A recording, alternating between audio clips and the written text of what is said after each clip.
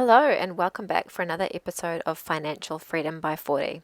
In this week's episode, we visit the Murray River region. We'd wanted to visit the Murray River ever since we'd seen it on an episode of Elnick Adventures back when we started planning our trip last year. We started our visit to this region with a stop in the small town of Rochester. It had been quite a drive coming from Melbourne all the way inland, and when we spotted this free camp with these amazing artworks, we decided to pull up and stop for the night. There are so many free camps in the Murray region, and it made our stay a whole heap cheaper. It was also really nice to get away from the busy caravan parks. The first town we stopped at on the Murray River was the small town of Echuca. Echuca is one of those towns that you really just wonder how on earth it got there. The town has a really interesting backstory, and I'll tell you more about that shortly.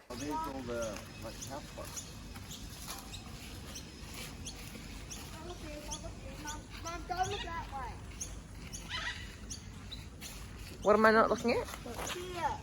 Oh, winery! Local wine tasting. That sounds like a good place to visit. We'd heard that one of the must-do activities on the Murray River, aside from catching a fish of course, was to take a ride on one of the historic steam paddle boats. We visited during the week, so there were limited options available for a paddle boat cruise, but we learned that the Port of Echuca Discovery Centre runs cruises 3 times daily. The Discovery Centre is one of the places we'd really wanted to visit, so we went in and booked ourselves on for a cruise. We also booked in for their walking tour, which we can highly recommend. Our host, Joel, was very informative. Are we going on that? Vinci, yeah.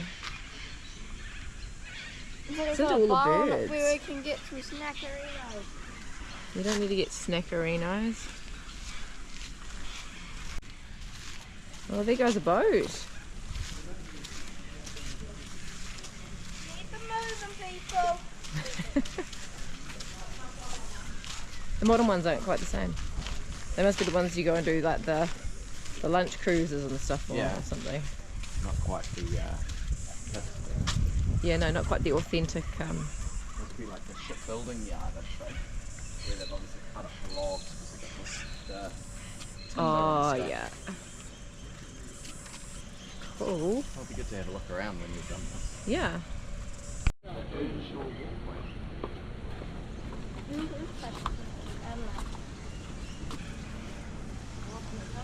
You wonder if it's related to the Earnshaw in Queenstown.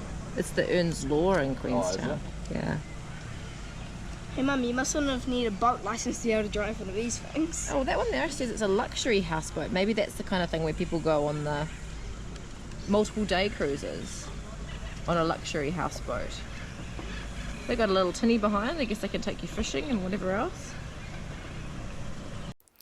We boarded the paddle steamer and had a good look around before taking a 1-hour cruise up the Murray River and back to the Echuca wharf. It's neat, isn't it?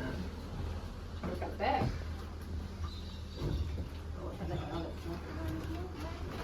Cabin.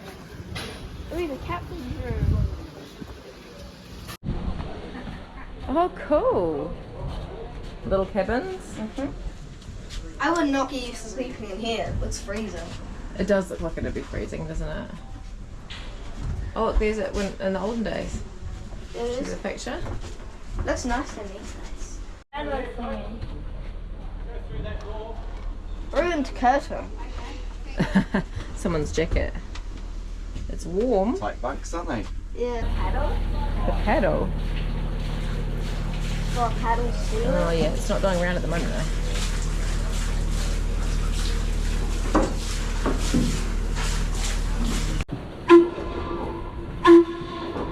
As we ran up here, ahead of us, you'll see the stern of a 2-storey grey paddleboat. This is the Hero, 1874. Second oldest wooden hull paddleboat operating on the Murray River today.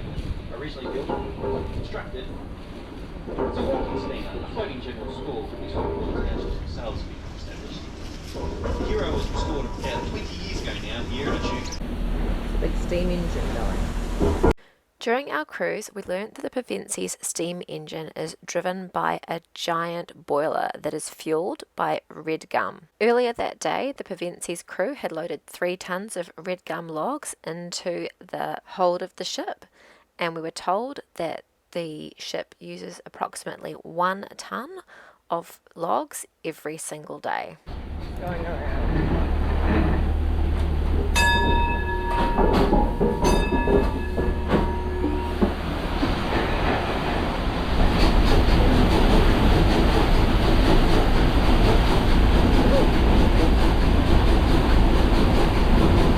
After we finished our cruise, we went into the museum and met our host for our walking tour. The 1-hour walking tour takes you through the museum and surrounding streets and gives you a lot of explanation as to how the town of Echuca got to be where it is. Echuca is about a 3-hour drive out of Melbourne, but as our walking tour host pointed out, back in the day when the settlers first started travelling through this area, it would have taken multiple weeks by horseback to have got here, across a stretch of land where there were no towns and very little water. So how did Echuca get to be where it is? Well, one very entrepreneurial ex-convict decided that there needed to be a town along the Murray River. He was aware, because of his criminal activities, that transporting things via water could work quite well, and the Murray River is part of a network of rivers that travels all across the eastern part of Australia, from Brisbane to Sydney and all the way through to Adelaide. Here's the border. Oh yeah, there is too. We're at Victoria at the moment. Yeah. And But if you walk to the other side, on the other side of that line, I'm in New South Wales. I think this. I now see why this is New South Wales fishing service. 2 flags. yep, so that must be the Victoria flag. Victorian flag, and now I'm in New South Wales. New South Wales flag. Crazy, eh? I'm in New South Wales. And I'm in Victoria. Grr. As you might have gathered from the last little bit of the video, Echuca is right on the border between New South Wales and Victoria, and in fact a great length of the Murray River travels along the border between the 2 states. At the time Echuca was founded, Sydney and Melbourne were both rapidly expanding and needed access to resources. The lands surrounding the Murray River were rich in resources, but there was no easy way to get them out as no train network existed. The river network became the way to transport goods from this part of Australia out to the cities of Sydney and Melbourne. And the port of Echuca ended up becoming the hub where a lot of the activity took place and where the steamboats would load and unload cargo. So there's a little bit of Australian history that we found really interesting, and we hope you did too. Our next stop after Echuca was the town of Kahuna. Although Kahuna isn't on the Murray River as such, it is located beside the Gunbower Creek, which is one of the tributaries joining onto the Murray River. The Gunbower Creek leaves the Murray at one point and winds its way further south for a few kilometres and then makes its way back up and rejoins the Murray. The piece of land between the Murray River and the Gunbower Creek is known as Gunbower Island. Gunbower Island is one of the many places along the Murray River where you can find free camps, so we thought we would go and explore and see if we could find somewhere that we could stay. There had been quite a lot of rain in the lead up to our visit to Gunbower Island, so the roads were fairly wet and a lot of the campsites were quite boggy, so we decided to give it a miss. We still had a bit of fun driving around and checking out the island. Relax, babe. Relax. Relax, relax.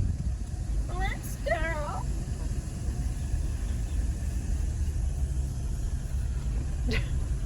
Relax. so mean. Hey, Mum, would you like a turn? No. Yep, you need a turn, Mum. Your turn. There's a canoe trail in front of us. Yeah.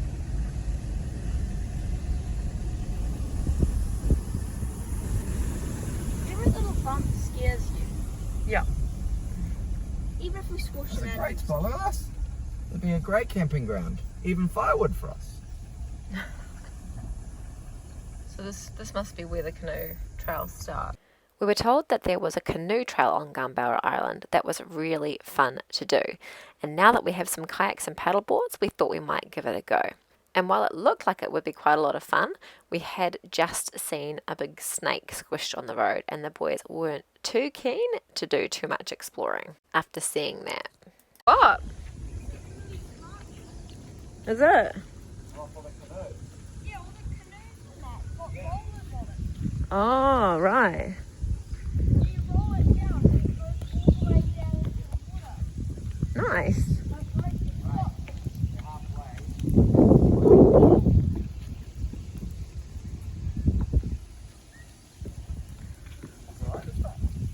Pretty cool. You use that for a kayak. Come, Dad. People must camp here too, because there's like a fire pit thing over there as well. This is cool. Man, you can see how this place gets packed, eh? Yeah. Imagine in summer. Yeah, might not be as wet in summer. Not on that, you're on the river, having a great time. Yeah, I mean, there's heaps of clearings and stuff, so.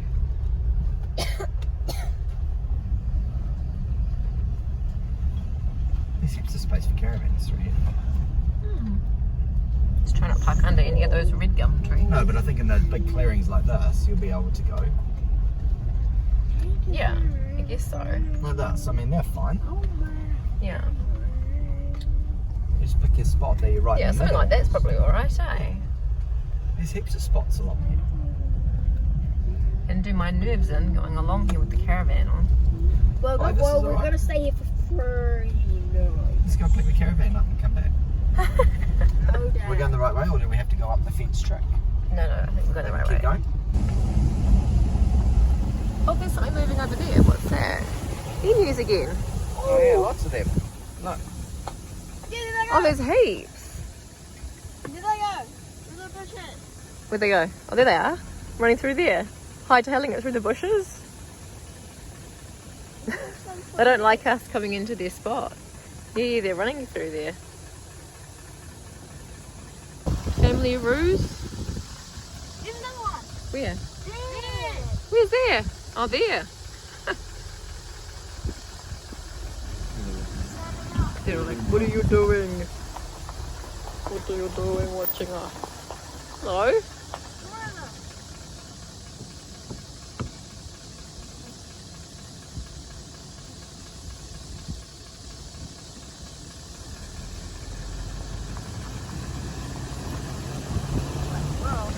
Yeah. So this car moves, they're like, nah, not having a bar of this. Oh, there goes a bunny. Bunny running off into the bush. You guys ready to go catch a fish? Yeah.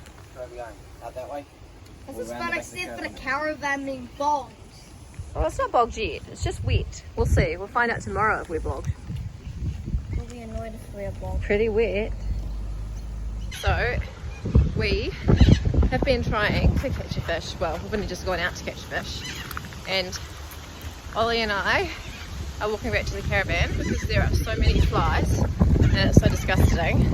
And they keep going up your nose and in your ears and everywhere.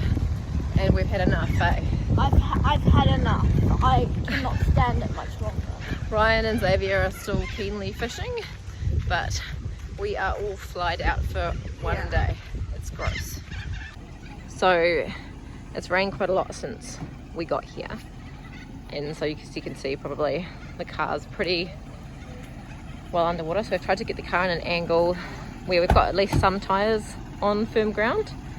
So let's see, moment of truth, whether we can move forward to pull the treads out and then get us out of here. Let's see. Go, Bruiser. Alright, so far so good. Take these out. See how we go. 1 out, 2 out. So these are just the leveling ramps that we use to make sure the van's nice and level when we're sleeping. So we take those out and we'll see if we can get us out. Bit muddy. The one. Okay. Now, the real moment of truth. Can Bruiser get us out the dirt?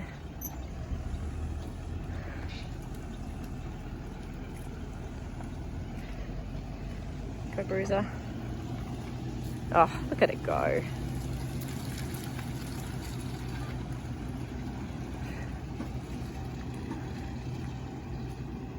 Good old Bruiser. Bruiser the Land Cruiser. Trusty Landy, eh? Getting us out of the sticky spot. We are parked up here by the Murray River, so we want to have a go at fishing, and the kids are sitting in the car because they are being awkward at the moment, to say the least, and today doesn't feel like a fishing day to them. So we've got a week up here where we were hoping to land the big one. Unfortunately, we messed up a little bit, not realizing that there's a season for the Murray cod, which was the big fish we were chasing. And as it turns out, that's closed till the 30th of November, so it opens on the 1st of December.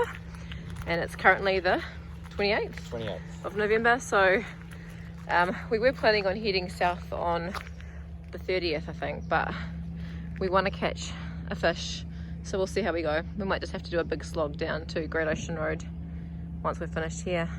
Does it look fishy to you? It's very fishy to me. I reckon we should give it a go. See what we can catch. Go, my lovely. Yeah? What have you caught so far? Nothing. Nothing. What are those other two fish you caught? Oh, 2 carp. Oh. How's the flies? terrible. Was that big fish that jumped? You gotta catch that one. You jumped over here and look wrong.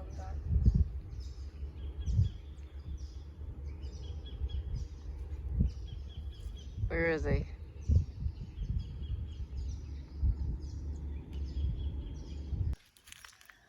The keen fishermen trying to catch themselves a big fish. This worm. Gross.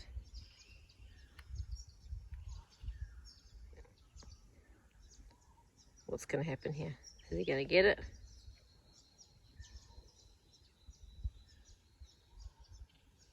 Is he biting? My word. Where's my line going down there? Alright, now there's a worm on the hook. Is there a fish on there? Oh, yeah. Oh, it's a carp. Is it? Right. No, that's That's a cup. oh. Dirty. I'll hold it on. Good thing. Oh well. Ah. Never mind. Despite our best efforts, it wasn't meant to be that day, and all we managed to catch was a number of carp. Carp in Australia are a pest fish, and so when you catch them, you just have to dispose of them. You can't throw them back in the river. So with our little fishermen getting a little bit frustrated at the lack of fish, we decided it was time to go and find ourselves another camp. This time at the Barham Koondrik RV camp, which is a donation camp just near the Murray River. So we're staying by the Murray River, and the Murray River is the boundary between New South Wales and Victoria. The water in the river is actually New South Wales, so currently we're standing on the New South Wales. This is New South Wales here, and that side of the river is Victoria. So once you go over the water, once you hit the high tide mark, on the other side, then you're in Victoria. But the water is New South Wales, so when you're fishing here on the Murray, you need to have a New South Wales fishing permit because the water's New South Wales. But if you're fishing on the tributaries that come off the Murray, like we were fishing this morning, you have to have a Victoria fishing permit. So here we are crossing the Murray by a little bridge. We're in a little town. Well, it's actually the border between two towns as well. So it's on this side, it's Barham on the Victoria side, and on this side, it's the town of Koondrik, which is where we're actually staying, just over the other side. There you go, now we're in Victoria. We weren't yet ready to give up on catching the big one, so we made our way further up the Murray River to the town of Swan Hill. We were told the area between Swan Hill and Mildura is some of the best fishing, so we had to give it a go. still on our mission to catch a big fish, or at least a fish. Any fish would be nice that's not a carp. Hey, Yeah, no carp allowed. no carp allowed. But this is a spot on the Murray River, so that we're standing on the Victoria side, eh? Yes. And it's Pental Island, which is just outside of Swan Hill. And this is, it's like, oh, big bug on me. Ah! Oh, the bugs. It's a beautiful spot apart from the flies and bugs. And yeah, this is actually a free camp spot. So we are camping just down the road at the Lake Boga campground. This is kind of just a farming area just out of Swan Hill, and we were just looking for a fishing spot on Wiki Camps and came across this. So this would have been a beautiful spot to camp. Could have got the caravan in here, I think, without too much trouble. Just a short dirt road and a little hilly patch there, but nice little spot right by the river, and it is super quiet. And yeah, hopefully, fingers crossed, a good spot to catch a fish. So, How do you manage to get it all the way up there? Ollie, stop. We'll come and help you in a second, just have to wait. Ryan's loving fishing in Australia because I think we catch more trees and rocks and wait, Ollie, everything before we catch any actual fish. So here's Ollie caught in a gum tree. Nice fish, Ollie. We left the Murray River in the end without having caught the elusive Murray cod. Aside from catching us a bunch of carp, we actually didn't catch anything that was edible while we were up there, but we did have a fantastic time and can highly recommend the Murray as a place to visit. We will definitely be back. How's the sunset? We're at Lake Boga. There's actually a storm coming through, and it's absolutely beautiful. It was no wind at all just a short time ago, and beautiful blue sky. And if I turn around, you can see the van. Just like these grey storm clouds coming through. It went from zero wind to us having to pull in our awning super quick because the wind came through so fast. But still a beautiful sunset over the lake. The colours of the sunsets here are just amazing for the sky. Before leaving Lake Boga, we stopped in at the Catalina Museum, which is located on the foreshore of Lake Boga. This is another interesting part of Australian history. As we learned at the museum, Lake Boga became the base for the Australian Catalina flying boats during World War II. Being based so far inland meant that it was far enough away from the coast and far enough away from Japan that the flying boat repair facility was safe from attack by Japan, at a time when tensions between Australia and Japan were high. Yes, slowly. What are you doing, soldiers? To get around. Oh, nice. But hot for scarves, isn't it? Are you the pilot? Is that your No, that's pilot me. uniform? Just be gentle on it, right? Because it's for smaller kids, okay? Xavier's the engine worker.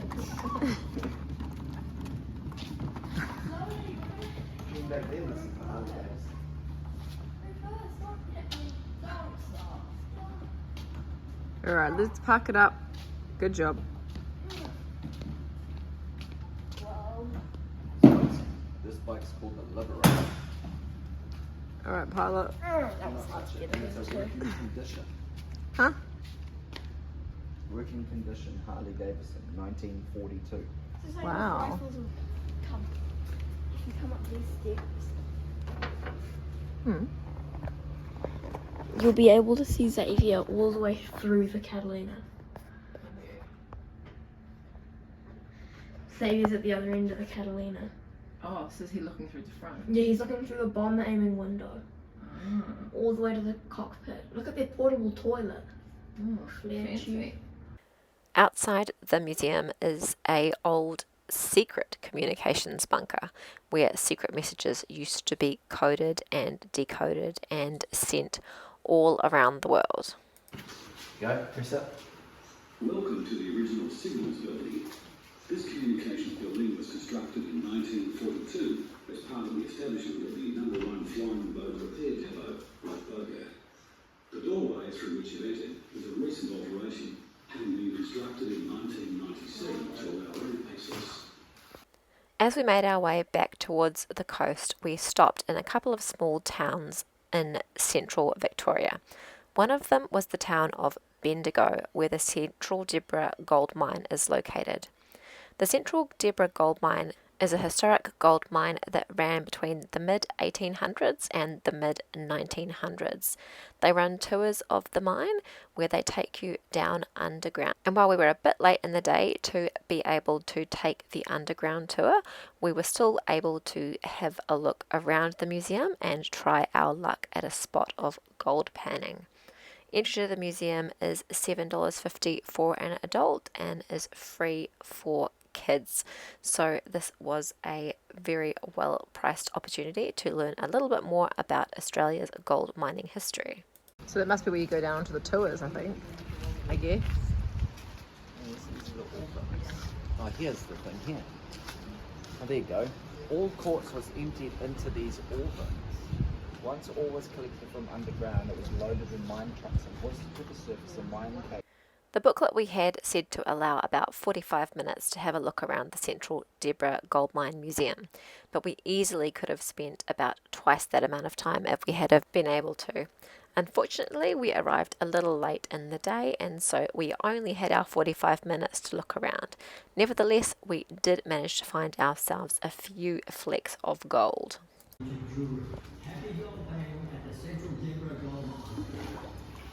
So scoop it up to about 3/4 full. With this line facing away from me. It's not facing. So what do we do now? You got to swirl it around, and then you got to keep rinsing the sand out. So like this. And then I think you got to rinse it a bit to get rid of the sand, so you end up with the gemstones and the How do you rinse gold it? at the bottom. Do you saw the man who stuck it on kind of an angle and rinsed it a little bit with a bit of, get a bit of water in, and you like sort of, then you want to shake off all the loose sand with the water. I'll come help you. So here are some of the little treasures that we found in the gold mining. So these are Xavier's ones. And then these are the tiny little flecks of gold that I found. So if you know how well you can see them, they're pretty tiny, but there's some gold for you.